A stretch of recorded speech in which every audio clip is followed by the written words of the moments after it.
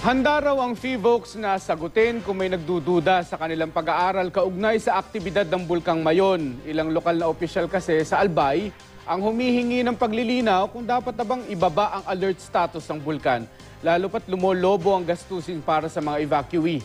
Makibalita tayo live kay Myla Aicotio ng GMA Bicol. Myla. Mark, pinagpapaliwanag ng ilang kongresista dito sa Albay ang FIVOX kaugnay nga nitong ikinikilos ng Bulkang Mayon. Sa loob ng 24 oras nakapagtala ang FIVOX ng 3 volcanic earthquake at wala namang rockfall event. Dahil dito nagdududa na ang ilang opisyal sa Albay kung puputok ba talaga ang bulkan o hindi na. Baka raw kasi kailanganin ng ibaba sa level 2 ang alerto sa bulkan. Sa patuloy kasing paninirahan ng mga evacuees sa evacuation centers, malaki ang inilalaang budget ng lokal na pamahalaan para sa pagkain at iba pang pangangailangan ng mga ito. Ayon naman sa FIVOX, handa silang magpaliwanag at sumagot kung may nagdududa sa kanilang pag-aaral sa aktibidad ng bulkan.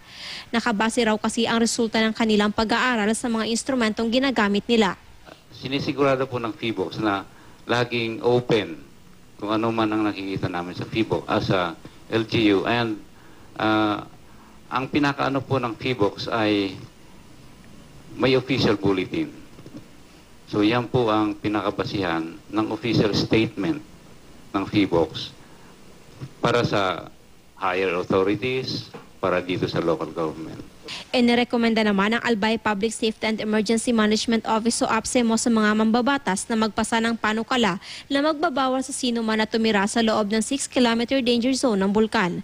Kasunod ito ng planong pagbibigay ng permanenteng tirahan sa mga apektadong residente tuwing mag-aalburuto ang bulkan. Lagi tayong may problema sa volcano. Lagi tayong may problema sa disaster. So why don't we make the solution permanent?